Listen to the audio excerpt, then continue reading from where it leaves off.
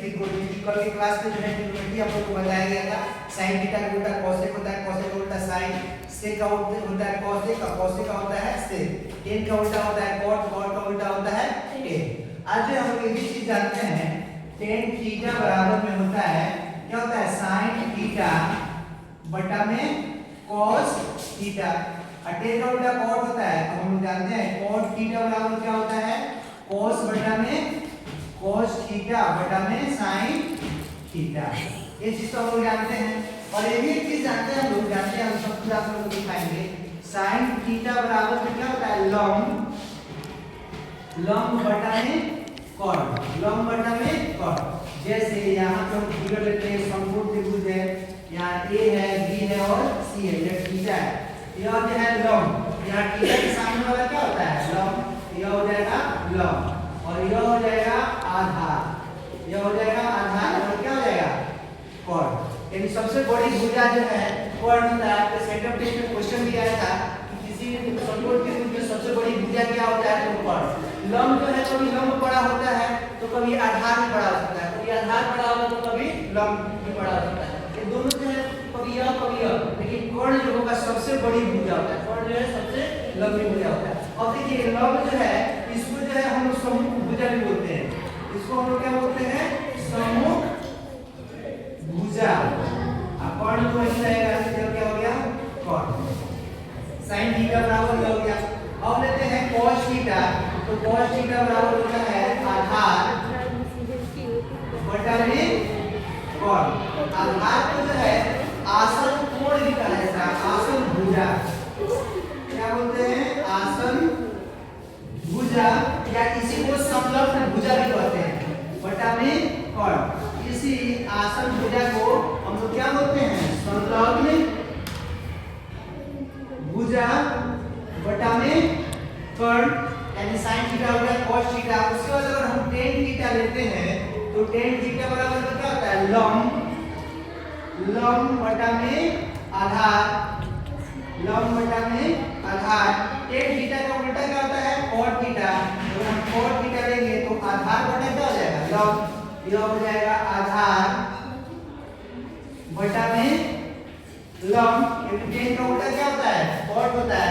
उसी तरह अगर हम sin थीटा लेते हैं cosec थीटा तो cosec थीटा बराबर में क्या हो जाएगा कर्ण बटा में लंब, क्या हो जाएगा कर्ण बटा में लंब। उसी तरह cos थीटा का उल्टा क्या होता है sec थीटा, तो sec थीटा क्या हो जाएगा cos थीटा होता है आधार बटा कर्ण, तो sec थीटा बराबर क्या हो जाएगा कर्ण बटा में आधार। यहाँ तक किसी को दिक्कत नहीं है, यह चीज तो बहुत नेसेसरी है, आप हर हाल में इसको याद कर लीजिएगा। अब जो है इस पे आप लोग क्वेश्चन देगा, क्वेश्चन क्या देगा जैसे आपको यहाँ पे दे दिया, यह जो है आपको दे दिया मानिए यह A है, यह B है और यह C है। मेन बच्चा यही पे कंफ्यूज करता है। मानिए यहाँ पे यह अल्फा दे दिया और यहाँ पे बीटा दे दिया, यहाँ पे अल्फा दिया यहाँ पर बीटा दिया, इसका मान दे दिया मानिए 3, इसका मान 4। तो पाइथागोरस थ्योरम से इसको हम लोग क्या जानते हैं कि लंब का स्क्वायर यानी 3 का स्क्वायर प्लस में 4 का स्क्वायर, तो 3 का स्क्वायर कितना होता है 9 और 4 का स्क्वायर कितना होता है 16, तो 16 9 कितना हो गया 25 और 25 का हम लोग वर्ग जानते हैं कितना होता है 5। यानी यह 3 सेंटीमीटर है, 4 सेंटीमीटर और यह जो है कितना है 5 सेंटीमीटर। अब देखिए आपसे क्वेश्चन कर देगा कि sin अल्फा बराबर क्या होता है। sin यहाँ पर मेन यही पे समझना है, बच्चा लोग यही पे कंफ्यूज होता है, क्वेश्चन गलत करके चला जाता है। अब देखिए सबसे पहले हम sin बीटा लेते हैं, तो अगर हम sin बीटा लेते हैं यहाँ sin थीटा बराबर होता है लंब बटा में कर्ण, यानी यह लंब हो गया और यह कर्ण हो गया।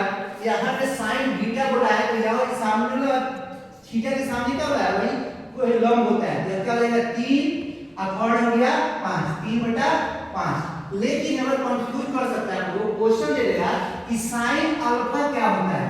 देखिए यहाँ पर बीटा था और यहाँ पे हम अल्फा लिख रहे हैं, अल्फा जैसे रहेगा यानी इस मोड पे, तो बोले ना जो इसके सामने होगा वही उसका लंब होता है, तो इसके अनुसार लंब क्या हो जाएगा 4 हो जाएगा और कर्ण जो है हमेशा यही रहता है। तो यहाँ sin अल्फा बराबर में क्या हो गया 4 बटा में 5।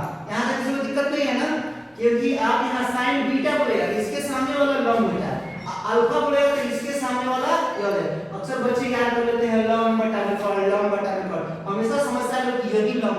तो जरूरी नहीं कि लंब यही होगा, लंब यह भी हो सकता है, डिपेंड करता है कि वो क्या चीज पूछ रहा है, इसका मान पूछ रहा है। अब जैसे कभी-कभी ये भी दे सकता है कि sin a बराबर क्या होता है, मानिए अल्फा और बीटा नहीं लिख रहा है, ये पूछेगा तो इसका लंब यही हो जाएगा, ये भी क्या हो जाएगा 4/5।